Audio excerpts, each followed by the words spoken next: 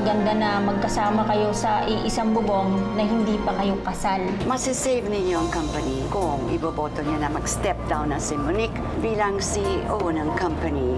What is all this? Everybody seems to agree with me that you are not fit. You're very inefficient. Huwag niyong pagkatiwalaan yung lola ko. You have to be fair to them. They deserve the truth. Pero hindi mo binanggit yung kondisyon mo. Let Monique take the reins. We have consultants to guide her if she needs it. Just came here to tell you and ask you about Isadora's status. Oh my gosh, can we not talk about her? Can we just go out na lang? Let's go to your favorite restaurant, you want? Actually, pumunta ako doon kagabi. I took Isadora. Lumayas ka. Nakita na namin si Isadora. Hoy, bitawan niyo siya! Lumayas ka na! Pinagawin niyo na! Hoy! Lumayas ka na!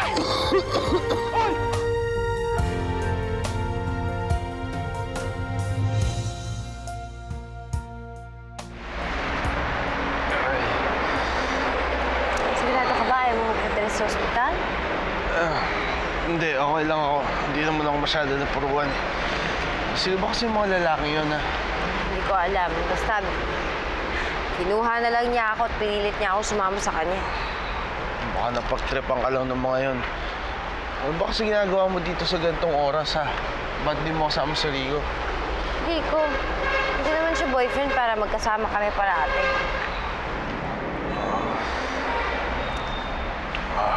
Ka lang ba? Wait nga.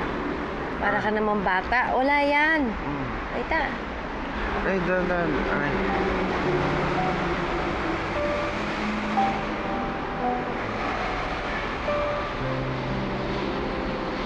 Isadora?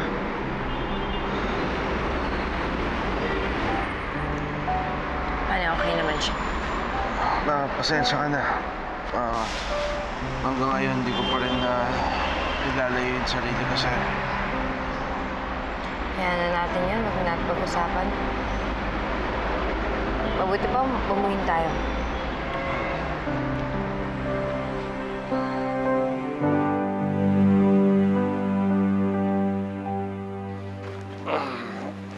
Sa susunod, mabuti pa huwag ka na bumalik dun sa kantong yun, ha? Baka mapagtripan ka pa ulit ng dalawang yan. Delikado na. Okay. Maraming salamat, Patrick. Pasensya na ulit.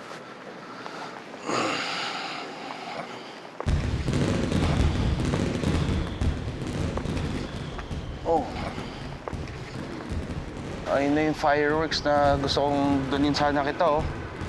Sayang, hindi na natin napanood. Yan ba yun? Eh, nakikita naman natin dito eh.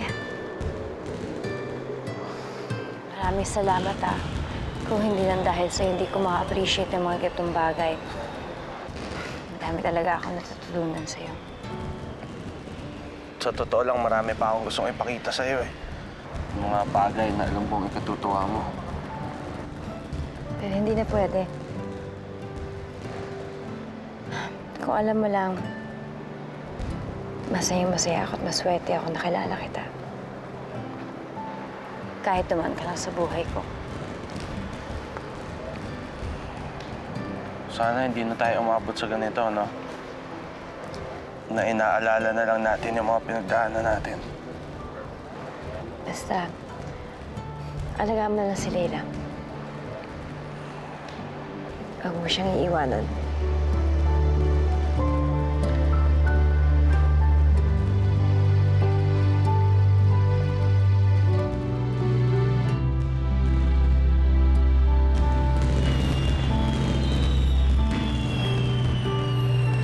Taxi mo. Sige na. Mauna ka na.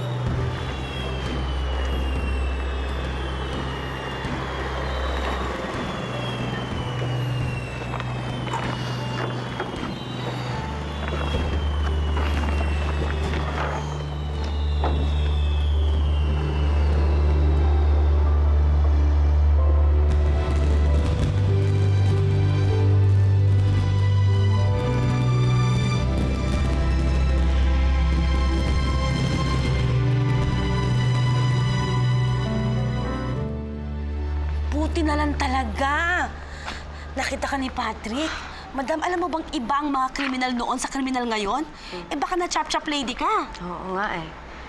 Kaya nga nakakatawa dahil kapag talagang kailangan ko si Patrick, nandyan siya. Para talagang pinakanak siya para maging knight in shining armor mo, no? Kanina nga may mga galos-galos siya. Ayun, ginamot ko. Gusto ko nga siya yakapin, kaya lang naisip ko baka mahirapan lang kaming dalawa. Eto, madam, what if sa haba-haba ng pagtitiis mo, ang ending pala, kayo din ang magkakatuluyan. Kayo ang para sa isa't isa. Anong gagawin mo? Uy, uy, gumingiti ka. Kinikilig ka, no? Hindi. Uy, madam, umamin ka na. Umamin ka, no? Kahit na feeling mo, sinasabi mo sa akin na give up ka, talagang umaasa ka pa rin na talagang magkakatuluyan pa rin kayo sa huli, no? Alam mo, Susi, in fairness sa'yo, kahit malungkot talaga ako, napapatawa mo ko. Totoo yan? Oo, no? Sus! Ako ba nagpapasaya sa'yo, si Patrick? Ikaw nga! Sus! Ginagamit mo lang ako si Patrick na madala. Alika. Para tuluyan maging masaya ka. Anong gagawin natin?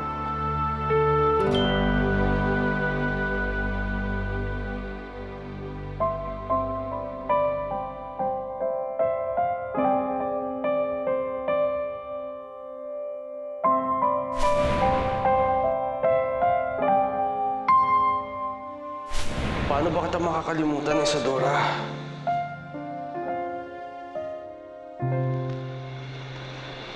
Pato? Pato, natulog ka na ba? Pwede ba tayo mag-usap?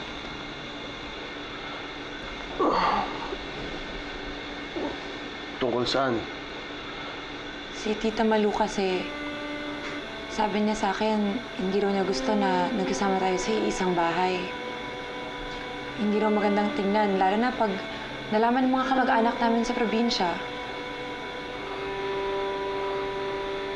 So ano gusto mong gawin? Hindi naman kita pwedeng pabayaan. Naiintindihan ko naman si Tita Malu eh. Inisip niya yung kapakanan ko. At saka sabi nga niya, para daw tayong buhay mag-asawa dahil sa'yo lang ako umaasa eh. Pato, matagal tayong magkarelasyon, di ba? Kailangan ko rin kasi ng security bilang babae. Matagal ko na rin tong gusto, ikaw lang yung hinihintay ko. Lina, anong sinasabi mo? Pato, magpakasal na tayo. Pakasalan mo na ako.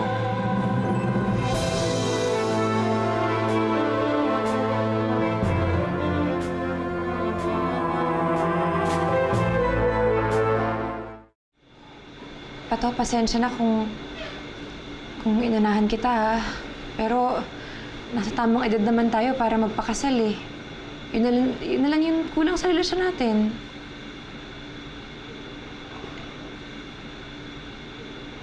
Pato, ba't di ka umiimik? Ayaw mo ba? Leila,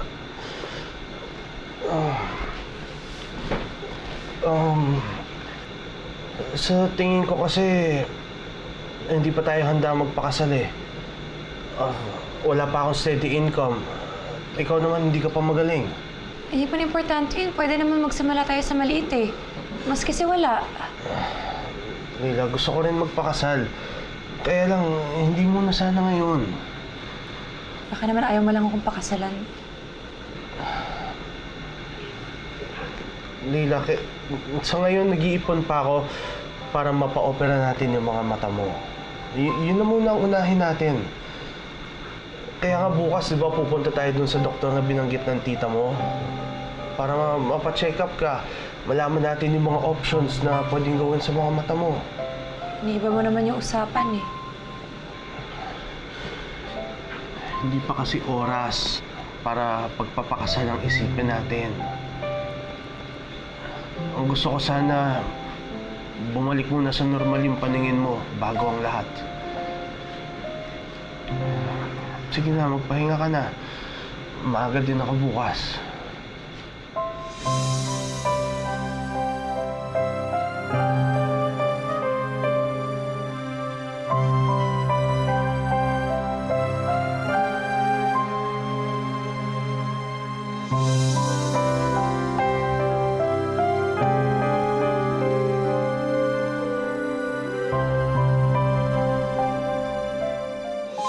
Kami yung rumuspondi kanina.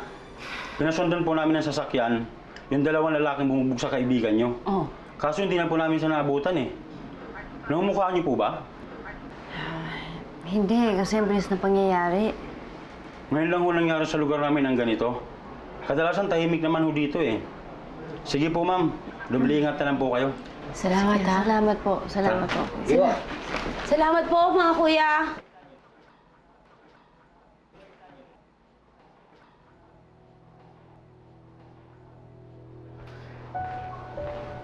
Madam, sino kaya yung mga lalaking yun?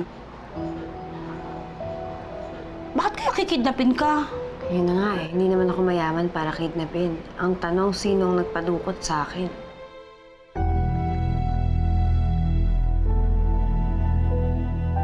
Ano? Pumalpak na naman kayo? Gaano ba kahirap yung pinapagawa ko sa inyo, ha? My gosh! Dalawa kayong lalaki, tapos iisang babae lang kukunin nyo? Fine, tatawag ako ulit.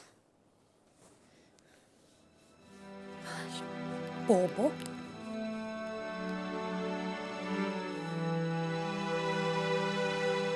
Palpak na naman.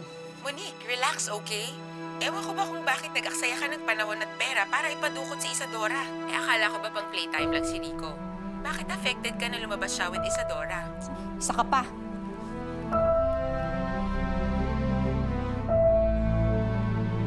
Naiirita na talaga sa Isadora. Lagi ka nalang bukang bibig ng mga shareholders. Matandang Adora na yun, pati si Rico. Kapal mo talaga.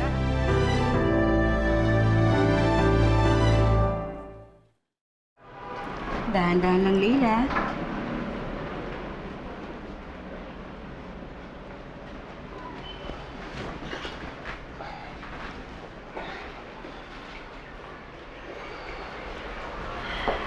Na-examine ko ng mga mata niya. And I'd like to inform you that we can get her eyesight back. All we have to do is wait for an eye donor. And that's it. Isa-set na natin ang surgery. Salamat po, Doktora. Thank you, Doc. You're welcome. Okay then. Po-forward ko ng medical record niya sa iBank. I'll see you, Leila. Salamat po. Tita, salamat po at narekomenda na si Dr. Mendoza, ha? Pero magkano po kayong aabutin ng operasyon? Ay, nako, wag yun nang alalahanin pa ang gastusin dito sa hospital. Ako na ang bahala. Pato, kung magtatanong ka, halos ako na nag-alaga dyan kay Leila. Ever since na namatay ang mga magulang niya. Kaya ganun-ganun na lang ang concern ko sa kanya. Siyempre, babayin sa amin, ayaw ko naman na malagay siya sa alanganin. At saka kung meron man kayong naipon na pera, ilaan na lang ninyong dalawa yon at maghandaan ninyo ang kasal ninyo. Kita na ba napag-usapan na natin to kanina? Huwag naman pong i-pressure si Pato. Mangyayari na naman yun eh, pero hindi mo na ngayon.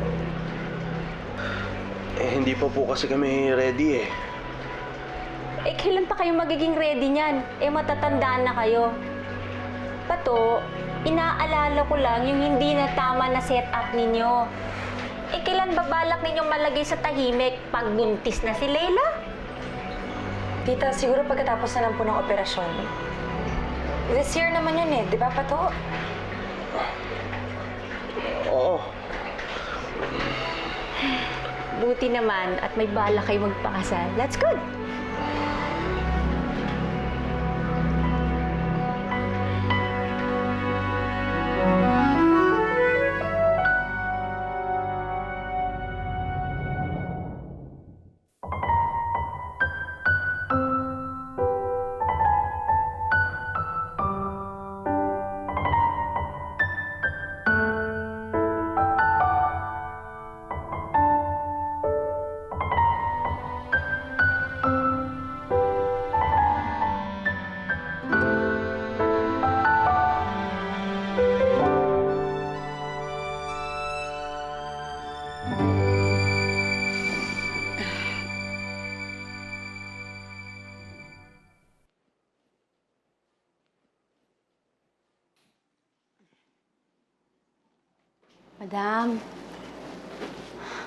Madam, pasensya na sa disturbo, ha? Bakit? Pero nasa baba po si Leila. Kasama po yung tiyahin niya. Gusto daw ho kayong makausap. Pakisabi mo na lang natutulog na ako. Umiiwas nga ako na kausapin siya. Alam mo naman yung kung bakit, di ba? Sige na. O sige ho, ako na ang bahala. Lola Adora? Oh, Lola, pasensya na kayo. Dumiretso ako sa kwarto ninyo, ha? Kasama ko po yung tita ko.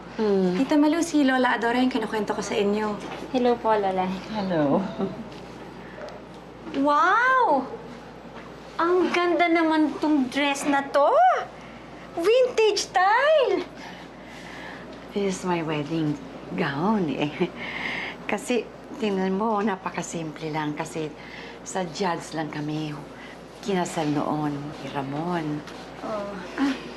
Pwede ko po mahawakan yan, Lola?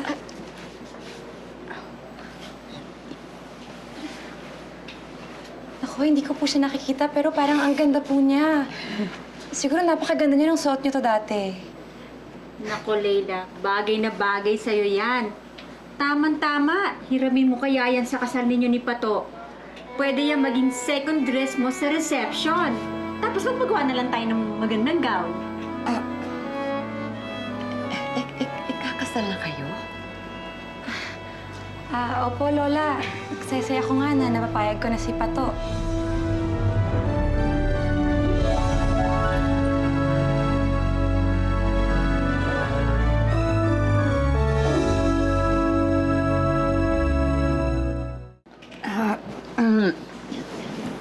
Madam, masama ba akong pakiramdam ninyo? Okay lang ako. Medyo nabigla lang ako dun sa narinig kong balita. Iha, congratulations ha. Masayang-masaya ako para sa inyo ni Pato.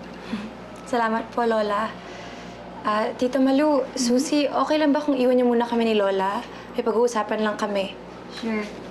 Excuse us po. Sige ha. Maupo ka, Iha. Ako, Lola, pasensya na po dun sa tita ko, ha? Kakahiya naman, pinisenta niya yung wedding gown niya sa akin. Alam ko, espesyal sa inyo to. At kailan ba kayo kakasal? So, pare, ayoko pa talaga magpatali kay Leila. Ang layo pa sa isip ko yung magpakasal. Tapos andun mo yung tita niya ngayon doon sa bahay. Ginagatungan kami. Kulang na lang siya magkasal sa amin dalawa eh. Pare, hindi ka dapat nagpapatira sa bahay niyo. Lalo na kamag-anak ni Leila. Ay, thank you, kuya. Tingnan mo, pare, yan, pinakikilaman ka. Huwag mo sabihin sa akin, sagot mo yan. Pare, kausapin mo si Leila. Pag-usapan niyo yan. Sabi ko naman sa kanya na hindi pa ako handa. Na hindi pa pwede ngayon dahil hindi siya nakakakita. Ang hirap eh. Umasa talaga siya na magpapakasal na kami. Ang totoo, Lola, hindi pa naman pumapayag si Pato. Ayoko lang hukumontra dun sa tita ko. Siya kasi yung nami-pressure sa amin na magpakasal na kami. Sabi ni Pato, hindi pa daw siya ready. Hindi naman talaga dapat na minamadali ang pagpapakasal, Iha. Pero, Lola, sa tingin ko naman, excuse lang ni Pato yung hindi pa siya ready eh. Si Isadora talaga yung rason kung bakit hindi siya makakommit sa akin. Siya na lang yung hadlang sa aming dalawa. Sa magpapakasal namin, hanggang ngayon talaga inaagawan pa rin ako ng babaeng yun.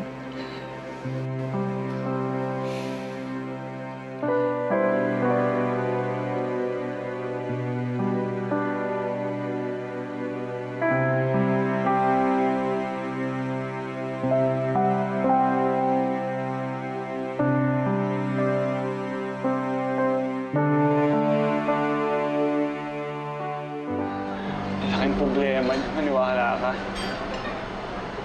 Grabe, pare. Anong gagawin mo ngayon? Hindi ko alam. Malayo pa sa isip ko yung magpakasal. Lalo na kay Leila. Ako, pare, may naisip ako. Uy, pakinggan mo ako. Gusto mo umorder tayo ng isang bucket na beer? Malay mo, yun ang sagot sa problema mo.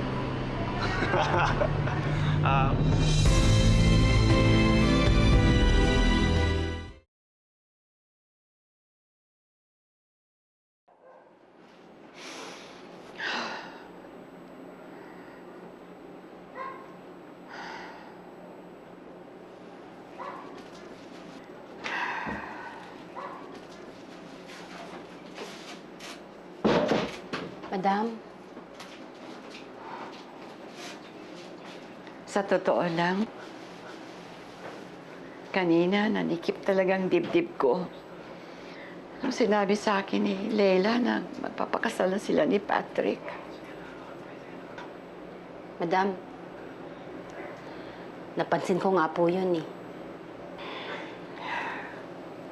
Lalo na po nung sinabi po nila na gusto pang hiramin ng tiyahin ni Leila yung wedding dress. Paano namang sinaksak kayo ng doble?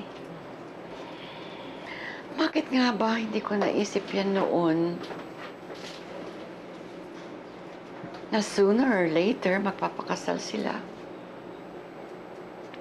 Siguro dahil umaasa pa ho kayo na babalik po si Patrick kay Isadora.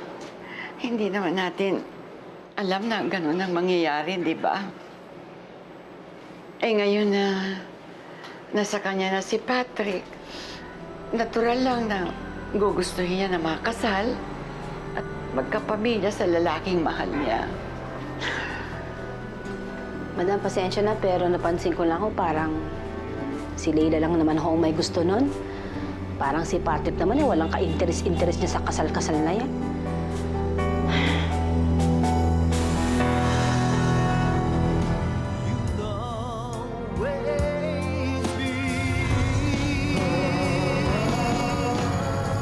Hindi pa ho ako handang magpakasal dahil dahil mahal ko po si Isadora. Siya po yung naiisip ko na magpapakasal sa akin, hindi ho si Leila. Patrick, mas magiging madali para sa inyong dalawa kung magpakasal kayo dahil matututunan mong mahalin si Leila. O paano mo nagagawang ipagtulakan sa ibang tao ang taong mahal mo, ha? Isadora, alam kong mahal mo rin ako. Adora, ang orasan ay ginawa dahil sa pag-ibig. Ngunit, tinalikuran mo na ang iyong mahal. Hindi na ito karapat-dapat sa'yo. Paano ito po sa'yo yan? Yung orasan! Kailangan ko po yung orasan! Pato! Pato, dito ka ba? Pato!